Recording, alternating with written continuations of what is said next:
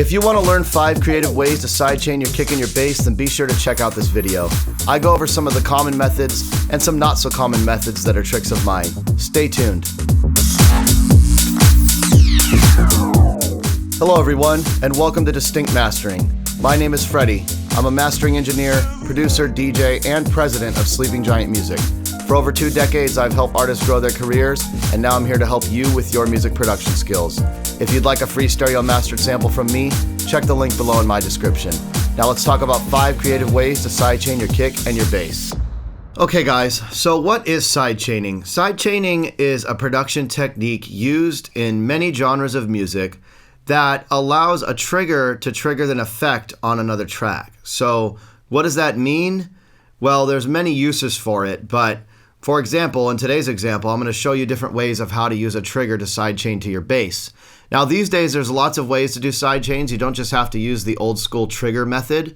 You could use a shaper tool, an LFO tool, various plugins that allow you to do sidechaining with either automation or an LFO or some various thing like that. So let's get into it. I've got this session open here and I've made a simplified version of this session. This is actually Fresco Bar and Lavelle Dupree's remix of The Baby, Rockstar.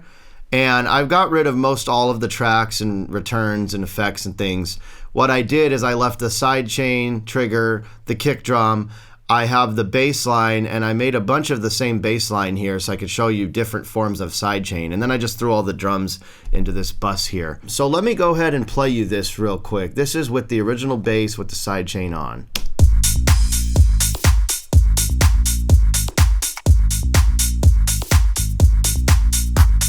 Okay, so it's not the whole track. Like I said, it's just the bass line and the drums. But here's an example of the track without a sidechain running on the bass line.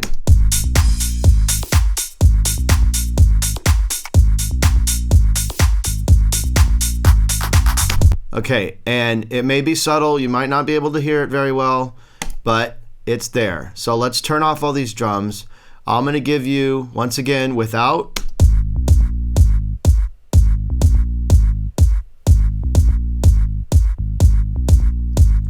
And as you can see, it's almost like when the bass is playing and the kick drum hits, they're fighting for the same space. They occupy the same space.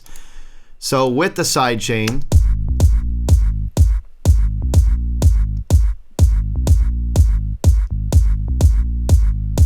it just allows the kick drum to punch through. So what's actually happening? I'm not using one of the old school trigger methods on this track. But if I was, when the trigger track up here is hitting, which is a copy of this kick drum track, it turns on the effect, which is a compressor on the sidechain, and it ducks. So when the trigger hits, it ducks the volume on the bass line and allows the kick drum to punch through. So that's what basic sidechaining is.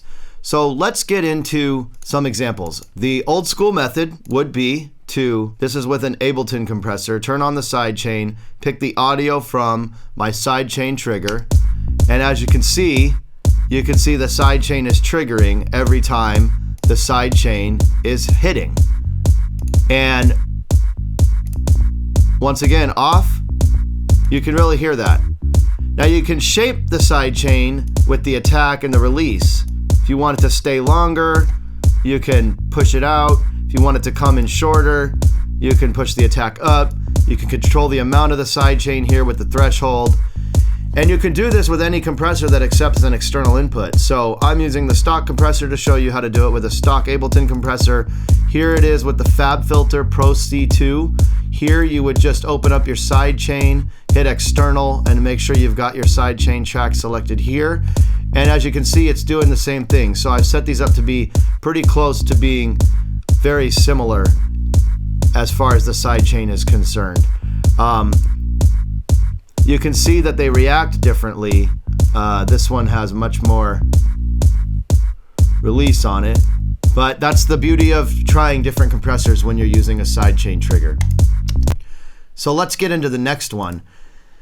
Another way to do sidechaining is by using some type of shaper tools. So I've got 3 different options here. This is a common one called Nicky Romero's Kickstart. And the beautiful thing about this one, let me turn it on, is it doesn't need a trigger. None of these 3 need a trigger. They're just shaper tools. This one is cool. It has some basic side chains here. You can pick back and forth between them, try them out. And it's basically just, volume automation essentially. You have a mix knob to control how much of the side chain you actually want. It is limited in its capabilities because you can't actually change the shape. So then here's another example by this plugin called Cable Guy's Shaper Box. This used to be Volume Shaper, which is an old school plugin that I have. And the cool thing about this is it's just like Kickstart, but you can actually draw in the sidechain yourself. They have some basic ones here that you can select, and you can just change and alter however you want. And then there's a lot more features to this plugin as well, but today we're just talking about sidechaining. If you're not a Cable Guys user, maybe you might have LFO Tool by X for Records. Steve Dutta and his company have a great LFO tool, just basically the same thing, just as Kickstarter Shaper Box, and you can draw them right in and change the sidechain how you want. So that's another way to sidechain right there. Let's get into a more uncommon way. Let's say you have a bass line that has a nice top. Now, when you're sidechaining with these methods, you're sidechaining the whole sound. A cool trick to do is to use a multiband compressor. And so here I'm using the FabFilter Pro MB, and I have the sidechain selected. And what I've got, if you're not familiar with multiband compression, you can actually control and limit the amount of frequency spectrum that you are going to compress. In this example, I'm just sidechaining the low frequency at 200 Hertz. And the beautiful thing, remember, you have to set up the external. The beautiful thing about that is it's not actually sidechaining any of this top end up here, just this bottom end. So you could literally control how much you want, and that changes the sound. So that's a cool trick to play with. So remember, multiband compression with sidechaining your bass can be a cool one. Okay, there's another unique plugin here on this track called Track Spacer, and this is by Waves Factory. And what this does is it's similar to multiband compression, but it takes in the trigger of the sidechain and it carves out an inverse curve of what's being triggered. So you can use this in a creative way. It's a lot more transparent and precise than a normal compressor, they say, according to Waves Factory. And I like it. It's very unique, but it doesn't give you the same result. But you have the ability to choose what bands you want the trigger to affect. This is a bit more of an extreme version, but it's a cool plugin. And so what I like to do sometimes, and why I chose this track to show you as an example, is because this is the actual sidechain that I used on this track. I didn't even use the typical, I just used the basic Nicky Romero kickstart on this one. I just felt like it did the job.